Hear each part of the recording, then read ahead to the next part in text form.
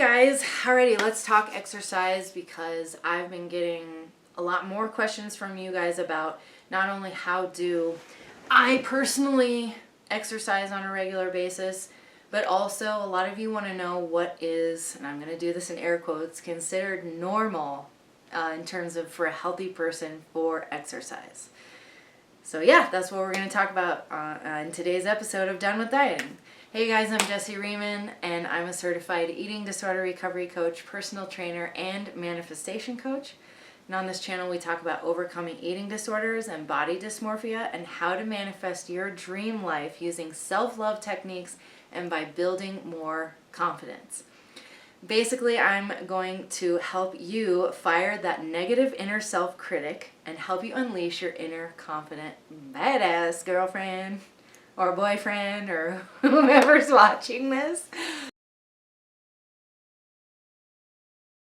So let's tackle the second question that I brought up because I think it's important and to bring this up, and why I put normal in air quotes is because there truly isn't any exact normal.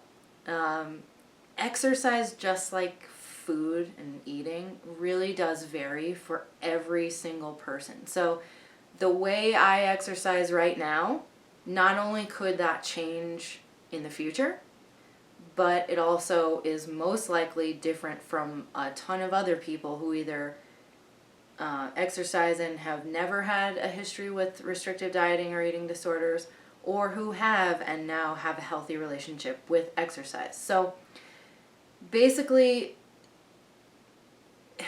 as long as, this is my personal opinion, as long as you're generally paying attention to how the exercise is making you feel, so which means paying attention to how your energy is before your workouts, during your workouts, and after your workouts, meaning even the days following your workouts, meaning how fatigued your workouts are making you, how long fatigue is lasting, and how long soreness is lasting after your workouts. And also paying attention to where the desire to exercise is coming from.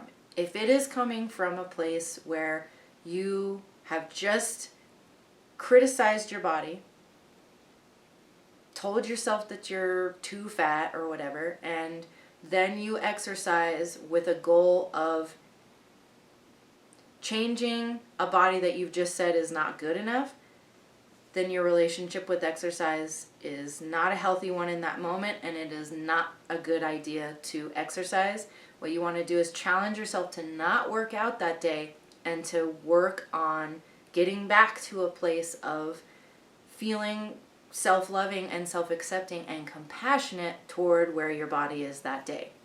If exercise is making you feel great in terms of your energy and your mood, and you don't have any kind of association with you have to exercise this much because you ate this much, and if you're always giving yourself adequate rest whenever your body tells you that it needs it, or stopping your workout when you're starting to feel exhausted, or even if you're injured or getting injured and stopping exercise or doing the proper rehab instead of doing those exercises or workouts, then you've got a good relationship with exercise, and what's normal for you is going to be different from somebody else. So the best thing I can do is tell you what I do, and then still have the caveat be that it might not be the same situation for you. It might feel better to do less than I'm doing. It might feel better to do more than I'm doing. We're not going to have the same circumstances. So I'll just tell you what I do, just because I know a lot of you want to know, and we will go from there. These days, I never do exercise that I don't love. I have to love what I'm doing, or it is not worth it to me at all. So I don't do heavy lifting anymore like I used to. A lot of you guys know I used to train like a bodybuilder pretty intensely. I used to try to be a runner. I hate that shit. I hate running. What I love is body weight or light lightweight training to high energy music while I'm listening to it, or dance. Literally just those two things. And then if we add in there things like stretching and foam rolling, which we'll get to, those are the things that I love. So if I exercise, now literally at this point in my life, and some of you guys know that I have been going through a more stressful period right now, so I haven't had as much energy. So at this point in time, on average, I will say I work out probably 2 or 3 times a week. Anywhere from, if we're not including like a warm-up or stretching, 15 minutes to possibly an hour. If it is an hour, it is because I am dancing my ass off. I grew up as a dancer, ballet, jazz, hip-hop. These days, I love to either learn hip-hop routines and continue practicing them, or just do ones that I already know, because I think it is the most fun thing in the entire world, and it makes me feel super good and super confident when I'm doing it. Love, love, love, love dancing. And so doing an hour of that, for me, doesn't really feel like a workout for the most part. Now, there are times where I start dancing and I get exhausted after 15 minutes. So I stop, which is hard because it's fun, but this is what I'm talking about. This is how intuitive exercise works. If I'm doing lightweight training or body weight training, it's usually somewhere between 15 to 30 minutes. Occasionally there will be like plyometrics in there.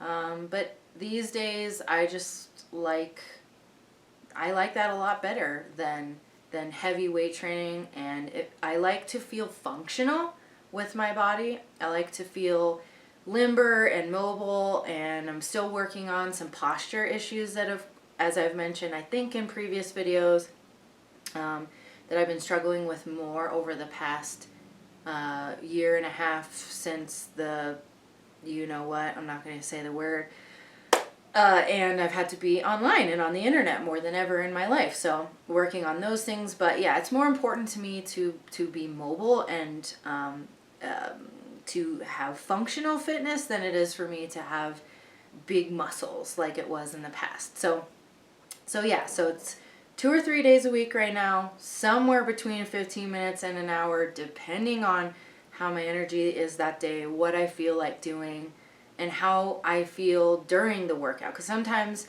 I might start a workout, and by the way, I never, ever, ever set the intention to work out for a specific amount of time. I never start a workout saying, this is going to be half an hour. This is going to be an hour. Never. I start it and I see how I feel 100% of the time. So that is what I'm doing. That's what works really well for me right now. It's the least I've ever worked out in my entire life and been able to maintain exactly where my body is, give or take, because I never check my weight, but you know, weight fluctuates. I'm a girl. And it's so nice. It literally is so nice to have this relationship where I'm able to see that even on weeks where I don't feel well, or I'm completely exhausted and I don't work out at all on those weeks, or if I do, it might be a really light walk just to get some fresh air, that I'm able to sustain where I am so easily. And it allows me to really have such a great level of trust with my body. And I may be able to do more exercise in the future when my energy improves. It may go down, who knows, you know. I would like to be able to dance more just because I love it, but like I said, I want to make sure I have the energy to do so. So that's the most important thing to me, is having this balance in my life. Literally, some days I choose resting over working out because it's what I need to do. And then I said I was going to come back to this. I do warm up before every single time that I work out. It's somewhere between 5 to 10 minutes. I'm just doing some like arm circles and leg swings, and then I get on my foam roller and get everything mobile so that I can move lymph out of my body. This is the personal trainer in me talking. It's so incredibly important. The times when I have not warmed up, I got injured more often. And then after every workout, I stretch for, it varies, somewhere between 5 to 10 minutes. I don't allow myself to be super extreme with any of that anymore because it's too easy for the achiever part of my brain to go there. So I just back out and I'm just like, no, it's about keeping your body healthy, functioning, and mobile. Those are like I said, those are the most important things to me these days. Blah. So that's how I do it I, for some reason, want to keep saying these days. I'm sorry.